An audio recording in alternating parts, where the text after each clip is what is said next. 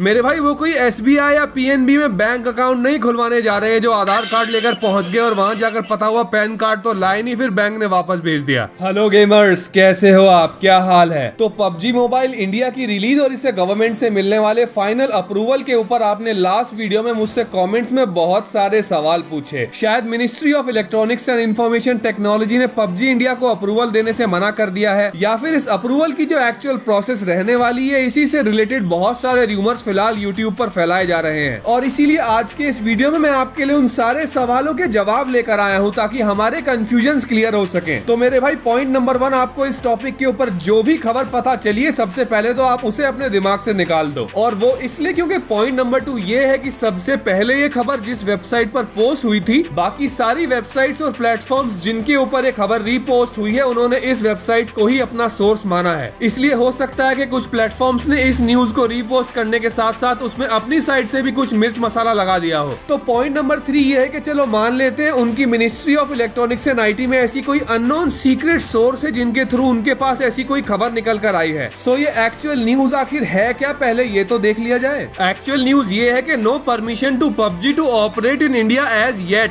और येट का मतलब है फिलहाल, यानी कि ये खबर जब निकल कर आई थी उस वक्त तक कोई अप्रूवल नहीं मिला है। तो हमारा पहला कंफ्यूजन तो यही क्लियर हो गया, क्योंकि अफवाह ये उड़ाई जा रही है कि पबजी इंडिया का अप्रूवल जो है वो ministry of electronics and IT ने रिजेक्ट कर दिया है, जो कि गलत है। अब पॉइंट नंबर 4 भी पॉइंट नंबर 3 के ही जैसा एक और स्टेटमेंट है, और वो ये है कि any banned entity can't operate just by floating new company, they will have to get permissions from ministry of electronics and IT to operate once again in India. मतलब इंडिया में अगर कोई ऐप बैन हो गई है तो उसे सिर्फ एक नई कंपनी बना लेने से इंडिया के अंदर ऑपरेट करने की परमिशन नहीं मिल जाएगी। अगर ऐसा होता तो फिर टिकटॉक या फिर जो बाकी एप्स हैं वो भी अपना नाम बदलकर इंडिया में ऑपरेट करना शुरू हो जाती। तो मेरे भाई ये तो बिल्कुल वैलिड पॉइंट है, बिल्कुल सही बात बोली उन्होंने। लेकिन क्या आप ये जानते हो कि ministry of electronics and IT अभी तक 2020 में 200 से भी ऊपर एप्स को बैन कर चुकी है। और हैरानी की बात यह है कि ये जितनी भी एप्स अब तक इंडिया में बैन हुई है, इस साल ये एक ही बार में बैन नहीं हो गई, इन्हें 3 बार में बैन किया गया है। सबसे पहले जून में 59 एप्स बैन हुई, उसके बाद सितंबर में 118 एप्स बैन हुई जिनके अंदर पबजी का नाम भी था, और फिर उसके बाद अभी 3-4 दिन पहले 43 एप्स और बैन हो गई हैं। तो क्या आप ये जानते हो कि बाद में जो एप्स बैन हुई उनमें से कुछ एप्स ऐसी भी थी जो कि पहले बैन हुई एप्स का ऑल्टरनेटिव थी, यानी कि सिर्फ नाम बदलकर ऑपरेट करना शुरू हो गई थी। तो मेरे कहने का मतलब ये है कि हम तो आम नागरिक हैं, अगर हमें ये पहले से ही पता है कि जब पबजी मोबाइल सितंबर में बैन हुआ था तो कुछ ऑल्टरनेटिव एप्स भी बैन हो गई थी जो कि बिना परमिशन लिए दोबारा ऑपरेट करने की कोशिश कर रही थी, तो क्या वो खबर पबजी मोबाइल वालों को नहीं पता होगी? और तो और कॉर्पोरेट सेक्टर में हर कंपनी के अपने कॉर्पोरेट लॉयर्स भी होते हैं। मेरे भाई जिस पबजी मोबाइल गेम का एक साल का रेवेन्यू ही $1.3 बिलियन